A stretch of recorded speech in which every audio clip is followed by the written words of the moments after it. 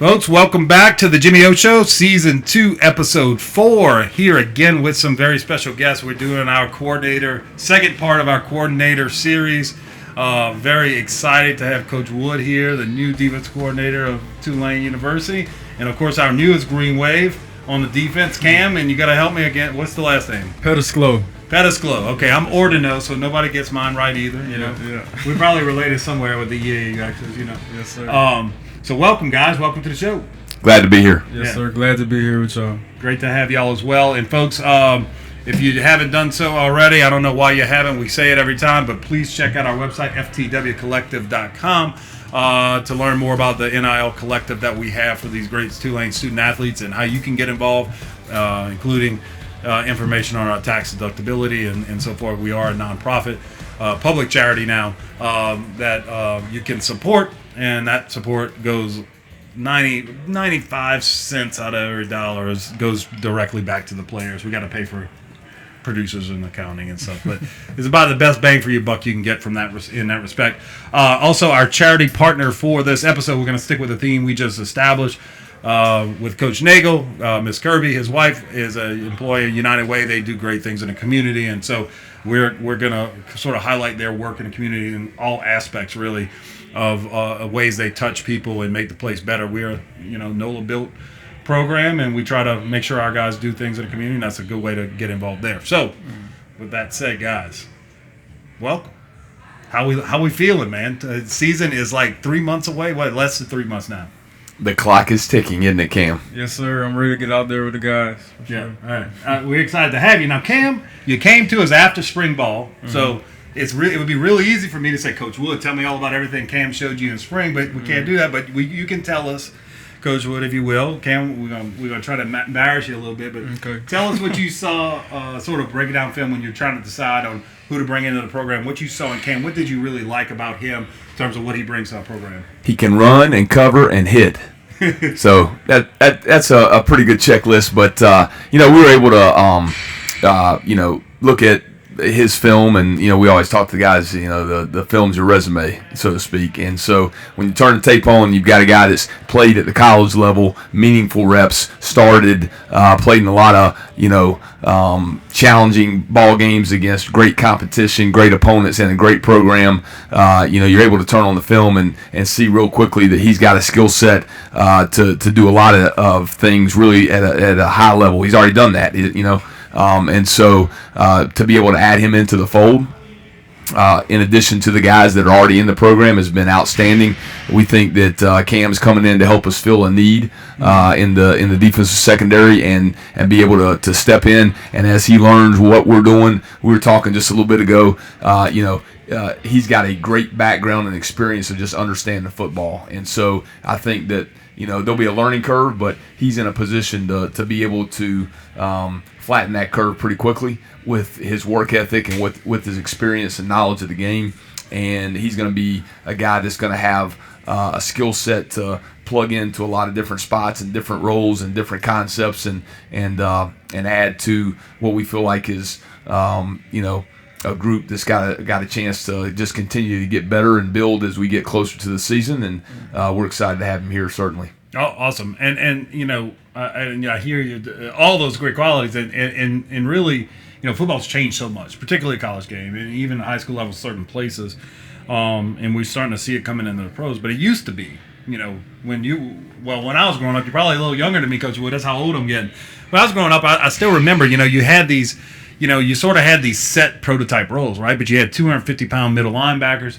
They were run guys, and you had a Will that could run a little bit more, but they were still a big, thick guy. You had 250-pound, strong safeties in the NFL, and they were just all force guys. They were run support guys. Then you had a free safety that can cover a little bit, but you don't have that luxury anymore, do you? When you're calling a defense against the offenses you see, multiple personnel and so forth, they can check and move you into positions where if you got a guy's a liability in coverage, well, you're in trouble because they're going to find that matchup. Well, those sneaky offensive coordinators are looking for a way to try to expose you any way they can. And certainly today's game, as football evolves and it's cyclical and you see patterns that, go away and then they come back. But the evolution of the game, teams are playing at a higher tempo. There's more snaps in ball games than there were years ago. They're using all the space that the field offers and trying to use that space and kind of determine how they can get favorable matchups, how they can try to attack you defensively, and then based on the different sets they give you and the spacing of the receivers, try to see, hey, if they're doing a better job maybe formationally covering down on the receivers, then we want to attack them in the box, and vice versa. If they're playing the box harder, then we want to try to attack on the perimeter. So having guys that can play in space, be able to tackle in the open field, and then also have the ability to come back into the box when they do tighten things down. It's a skill set to play defensive back in today's game is it's a challenging thing to find guys that have really all the skills you're looking for, and we're blessed that we feel like Cam has those traits, and we've got a lot of other guys that we think do as well. So defensively we're just trying to have enough things in our toolbox that we can go to put some stress back on them as they try to pick us apart. So it's a little bit of a chess match from that standpoint, but certainly the game has evolved over the last handful of years, especially with all the RPOs and the tempo. Yeah, there's no doubt. And Cam, I mean, it's a lot faster thinking than when I was playing, man. I mean, like just handling it all, processing. Like what helps you get to the point that you can sort of you got to react instantaneous, depending on motion, depending on their tempo. Like you might have a play call, but there's going to be a check associated with that, and a lot of things that may happen pre-snap, and you got to sort of see it, communicate it, all that. What helps you in terms of being in the right place, right time at all times, which is sort of your reputation? Yeah. So the one thing at defensive back, you don't ever want to react. A lot of the film study comes into play. A lot of formation recognition, a lot of those things help you play faster. It's a reaction position, but a lot of those tips like splits and things like that Coach spoke on help you play faster as a defensive back. So those are the things I go into as a game, preparing for a week, looking at the tendencies that they like to do, so kind of giving yourself a heads up so you can anticipate a lot of things that they're doing in certain situations. And I feel like those things have helped me throughout my career, and I'm going to continue to do that with this staff, and I feel like they have put me in a position to go out and make plays. Yeah, and I guess it get the game, y'all have had a lot of time with tempo. Back when in the late 90s when we were running tempo with Coach Rod, like it was new. And so it was kind of candy from a baby situation because we were like the only team these teams are playing that was running tempo. And they didn't know what to do. There was no rules on substitution, but no matching substitutions and all that kind of stuff. And, but really I think, and this was out of my sphere because I was offensive lineman, but like Coach Rod could dictate coverage almost anytime he wanted just because we were playing at such a speed that you couldn't get a play call. They're used to calling a play and then, linebacker communicating in the huddle and all that, and there's tags and everything associated with it. They could do all that stuff back then against most opponents, but with us, we're playing every 10, 12 seconds. They had no chance, and so like, okay, we want them in cover 2, and we're gonna hit them we're gonna split the safeties, whatever. We can call that on the fly. They had no way to adjust to it, and so sort of what's the key now, Coach, in terms of having some complexity? I guess tempo forces you to be less complex and to be more sound and just sort of be able to play anything. But how can you communicate? If you want to fire a blitz at somebody or a game or stunt, how is that practically communicated in today's game? Well, I think it starts with what it always has. You want to set up a system to where you give your guys the ability to play at their full potential and play fast without a lot of doubt. Paralysis by analysis, you want to avoid that. And so that's always been the case. I think as it relates to some of the things that offenses are doing nowadays to attack you, certainly the tempo is part of that. I think trying to structure things to where maybe there are less checks that have to be made, more whole calls, and you do that and you counter that with, okay, if there's a stress point of this defensive call that they're trying to pick on and find, then you've got another call that you can go to. But within those calls, once you get the call in and the guys are getting lined up to play, they've got clarity of mind, and maybe there's not as many things that they have to adjust within that call that they're running, where maybe in years past you might have a defensive call that maybe had a lot of adjustments within that one call based on formation, based on splits, things of that nature. And I think being able to get a call that and have a setup with a package to where guys can get a call in, get lined up, get their cleats in the ground, get their eyes on the right key that they need, and be able to line up and play fast. And if you do those types of things, just like Cam referenced, I think then you also give your players the ability to study and to be able to take advantage of the things that are kind of being shared with them by the offense in terms of pre-snap recognitions and clues that can really get them to react to their key and know exactly what they're doing once the ball's snapped. And so those are the things that we try to teach, and those are the things that the best players like Cam, when you turn on this film, you can see a guy that is reacting quickly. Well, that's not just because he can see what's going on and then know what to do next. It's also because he spent a lot of time studying film that week and has some expectations of what may happen before the ball is ever snapped. And the best players at any level are able to have those kind of pre-snap recognitions. Yeah. And so it's much more than, Cam, I think it's much more than knowing plays, so to speak. I mean, you got to understand, I guess, okay, here's our defensive philosophy. Here's what we're trying to accomplish. Mm-hmm. As a whole, where we all fit in, and kind of understand not only your role in a given play, but kind of know what the guy next to you, or what they're seeing, what they're thinking, and being able to understand the whole in order to understand where you fit into it, I guess. Mm-hmm.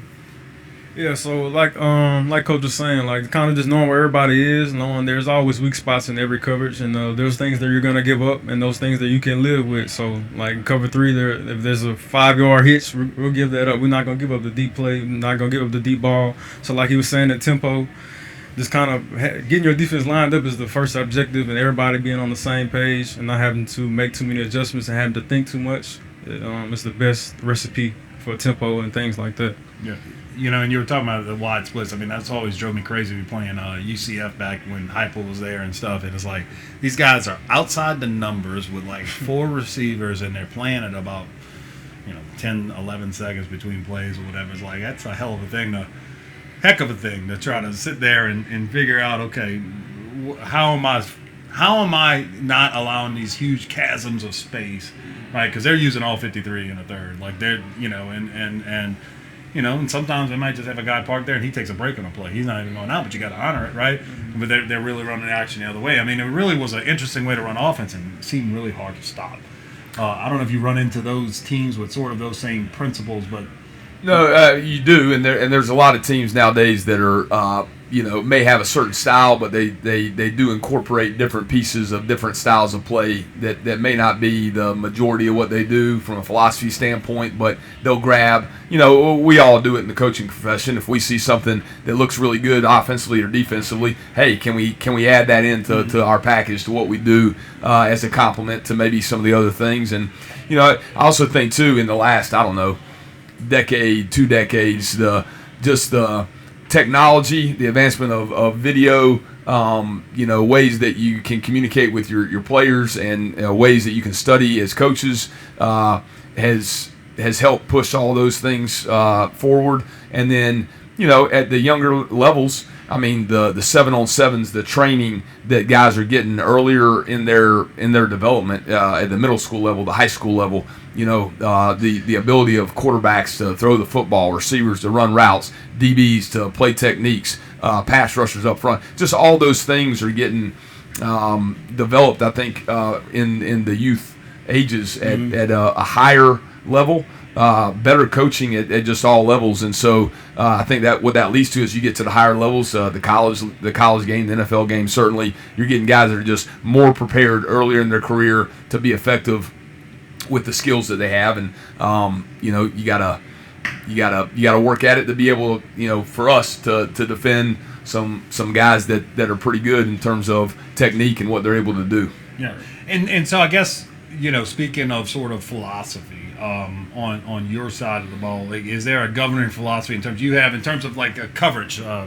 You kind of more of a man guy, zone guy, match guy, or is it just sort of I'm playing each opponent as I take them and mix and match as you see fit? Sure. I mean, I think from a philosophy standpoint, we want to be multiple from a coverage standpoint to where we can easily adjust the calls we're making to put stress on the offense, to maybe cloud the quarterback's look a little bit, give him some disguised elements, and to help take away a stress point or alleviate a matchup issue. And so I think you're looking to do those types of things, and within that, being able to keep concepts, simple, have a method of how you teach it to where your guys are able to really, play fast and know what they're doing, and make quick decisions on the field. Those are the things that you're looking to be able to do.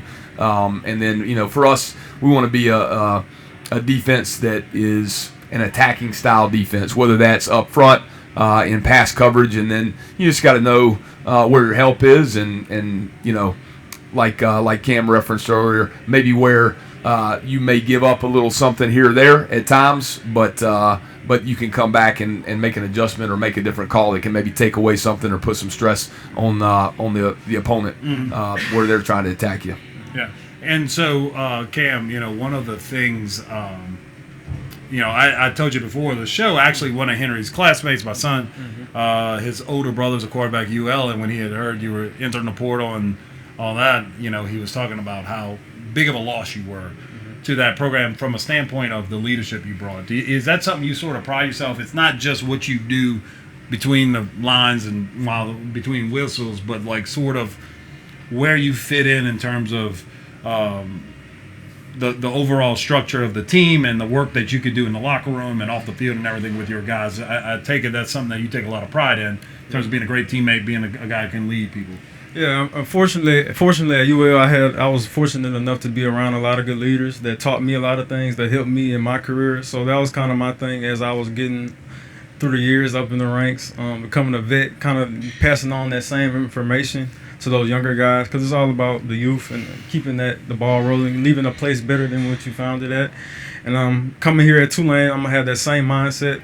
First, I might not be as vocal as first, but I'm trying to show those guys that I can play, make plays, and then continue to just be that vocal leader later on. Yeah, well, J-Bo's not gonna let you talk very much anyway. Yeah, he's a personality. You got a full dose of J-Bo yet? Yes, sir. Yeah, that's my guy though. He's a real good dude though. Oh man, the guy's got a heart of gold. Great guy, great kid. I just told him, it's like, look, man, we're gonna figure something out with you. We're just gonna give you a mic and let you run with it. We can make this show way better than I ever could. I tell you, but. He's a character, but he's set on winning a Heisman. I think this year's his plan, so we'll see how that works out. But great dude. Ken, where are you from originally? I'm actually from Gonzales, Louisiana. So I've been raised out here in Louisiana, and I moved to Texas when I was in 8th grade, and that's where I played high school at Houston, Texas. Yeah. So Gonzales, the jambalaya capital of the world, I think we call ourselves there. Pretty good. I grew up about 15 minutes from Gonzales. Oh, okay. And Paulina, which is Gramercy, Lutcher, that area. Yeah. The next parish over. Mm-hmm. So okay, well, you see, I told you we might be related.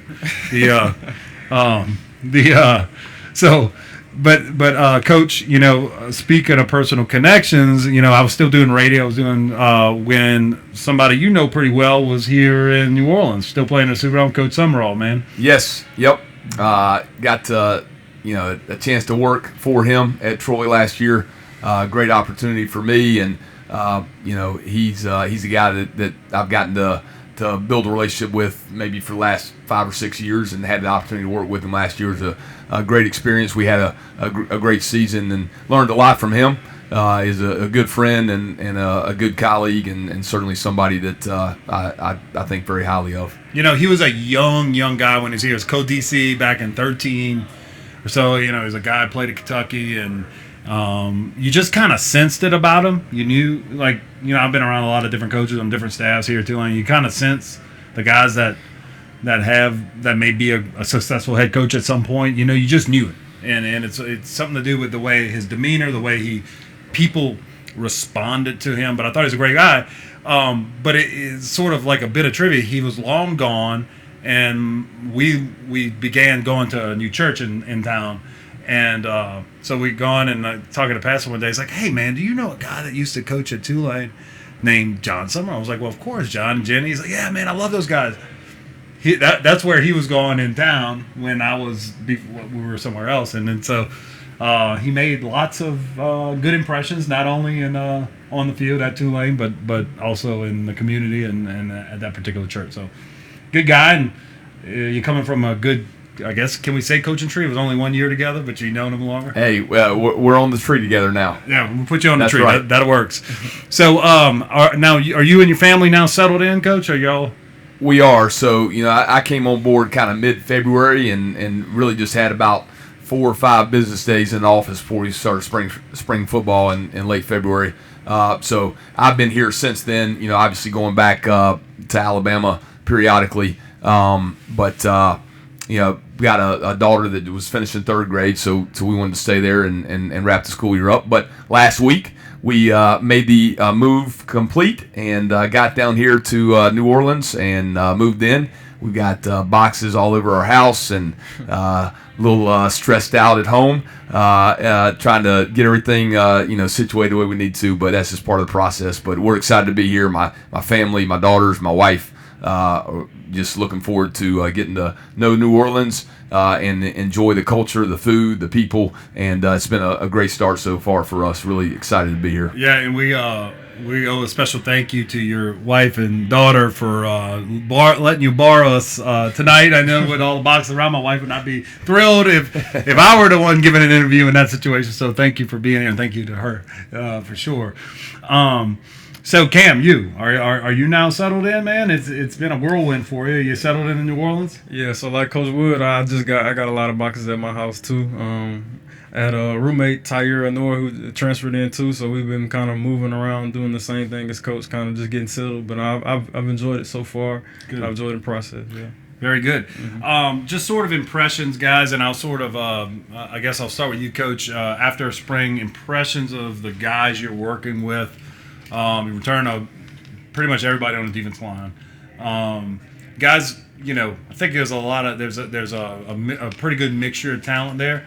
Guys that were not necessarily asked to pin ears back and get after the quarterback as much last year. There's a lot of sort of contain and type of stuff, and they did a good job of that. And then, but replacing a lot at linebacker. Return a lot on the outside. Defensive backfield, but lost some safety. So, sort of very excited. What are you seeing in terms of strengths and what we still need to develop as just sort of from a personnel standpoint on defense? Sure.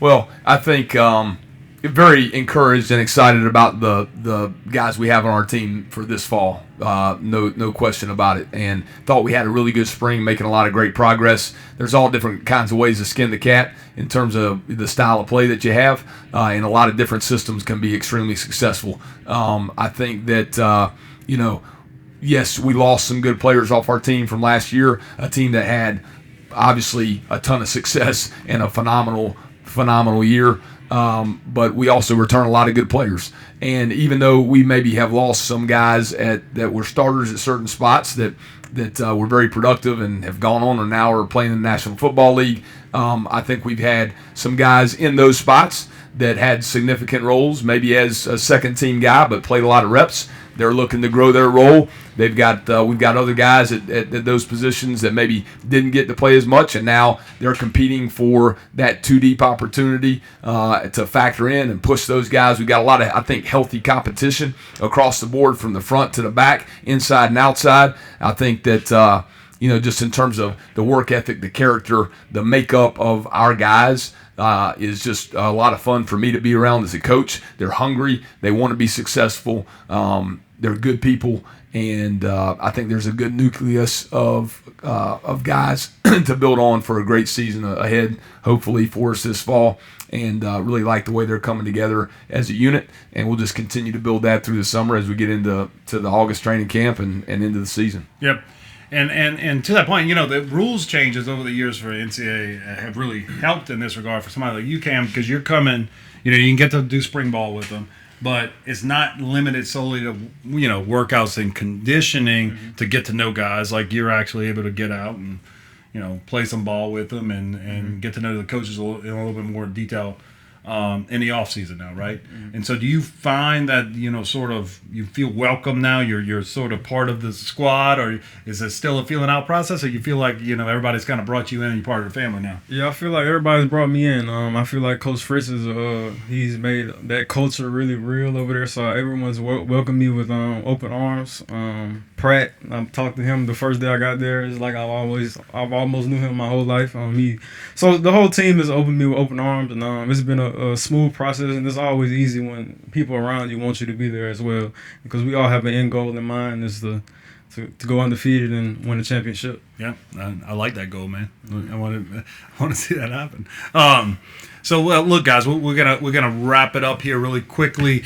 Cam, you got the Louisiana history. You moved out in 8th grade, so you know our cuisine very well. So we asked the uniform combos. We won't do that to you yet, since we did that to Wire, and he's like, man, I ain't worn any of them yet. I don't know what my favorite is. Yeah. So what are you most looking forward to sort of getting your hands on in terms of something to eat here in New Orleans that maybe you missed in all your time in Texas, UL, but now you're back down this way in the southeast part of the state? Mm-hmm. What are you looking forward to trying that you haven't gotten yet? The etouffee. I'm definitely excited to get a grilled etouffee. I know there's some pretty good crawfish out here as well, but the etouffee for sure. Yeah, that's a good, solid choice. Coach, food-wise, man, have y'all gotten a chance to get out and dine? I know you had some bachelor time here, so you probably did. I did. I got out, and my answer would be all of it. I'm excited about all of it. So it's I had a friend early on when I got down here said, man, you got to really work hard to not put on weight when you live in New Orleans. So I'm working on that. I don't know how successful I'm doing right now, but we'll keep at it.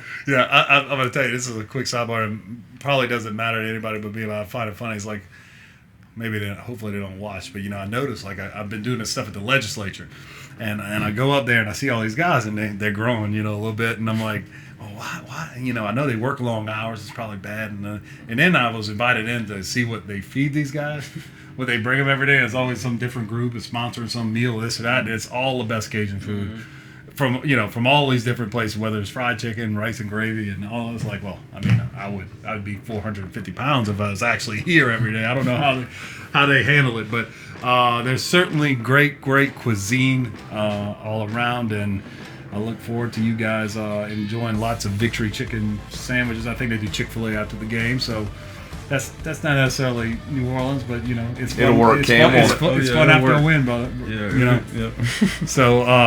So guys, I think that'll do it for this episode. I really do appreciate y'all time, and again, thank your wife for sharing you with us during move time. And Cam, go get those boxes unpacked, man, and get ready for a huge season. Yes, sir. Appreciate you having me.